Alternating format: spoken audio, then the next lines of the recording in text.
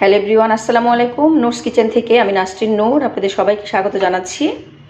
আজকে আমি আপনাদের সাথে সবজি খিচুড়ির প্রিপারেশনটা একটু শেয়ার করব।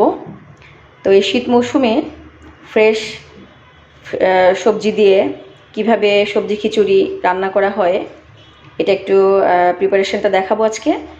তো এই শীত মৌসুমে নানান রকমের সবজি পাওয়া যায়, একেবারেই ফ্রেশ। শিম, ফুলকপি, গাজর, আলু, টমেটো, ব্রকলি, মটরশুঁটি এবং সব কিছুই ফ্রেশ, সব সবজিগুলাই। তো এই সবজিগুলো দিয়ে একেবারে একটা চমৎকার সবজি খিচুড়ি আজকে রান্না করব।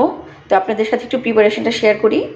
তো আমি প্রথমে এখানে চাল এবং ডাল অনেকক্ষণ ভিজিয়ে রেখেছিলাম, প্রায় ঘন্টা খানেকের মতো। এখানে আমি 4 রকমের ডাল নিয়েছি: মুগ ডাল, মুসুরি ডাল, খেসারি ডাল এবং বুটের ডাল। তো ভিজিয়ে রাখার পর আমি ভালো করে ধুয়ে নিয়েছি। এরপরে আমি সবজিগুলো কেটে দিয়ে দিয়েছি। এখানে ফুলকপি, গাজর, শিম এবং আলু আছে। আমি মটরশুঁটিটা একটু পরে দিব, কারণ মটরশুঁটিটা একটু ভাপে দেওয়া আছে, এজন্য একটু পরে দিব এটা। তো এখন আমি একে একে সব মশলাগুলো আমি দিয়ে দিচ্ছি। লবণ দিয়ে দিচ্ছি টেস্ট অনুযায়ী, লবণটা পরে আবার চেখে দিতে হবে।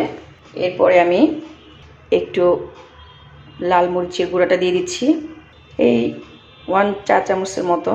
হলুদের গুঁড়াটা একটু দিয়ে দিচ্ছি, হলুদের গুঁড়া একটু বেশি দিব যেহেতু খিচুড়ি, 1.5 টিস্পুন।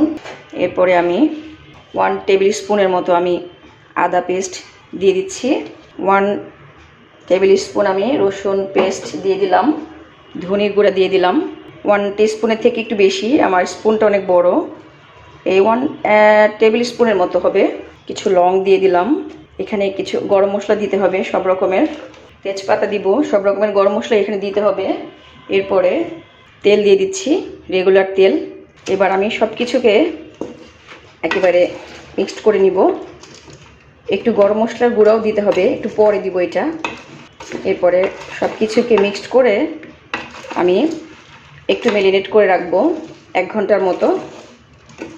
এই সব কিছু একসাথে ম্যারিনেট করে ঘন্টাখানেক রেখে দিলে, এর থেকেও বেশি রেখে দেওয়া যায়।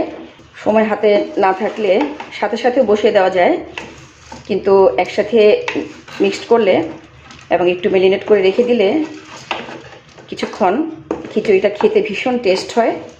এখন আমি এটাকে একটু ম্যারিনেট করে রাখবো 1 ঘন্টার মতো। এরপর আমি চুলায় বসিয়ে দিব। তো আপনারা এইভাবে সবজি খিচুড়িটা এভাবে মাখিয়ে সুন্দরভাবে ম্যারিনেট করে বসাতে পারেন, তাহলে অনেক টেস্ট হবে খিচুড়িটা। আল্লাহ হাফেজ।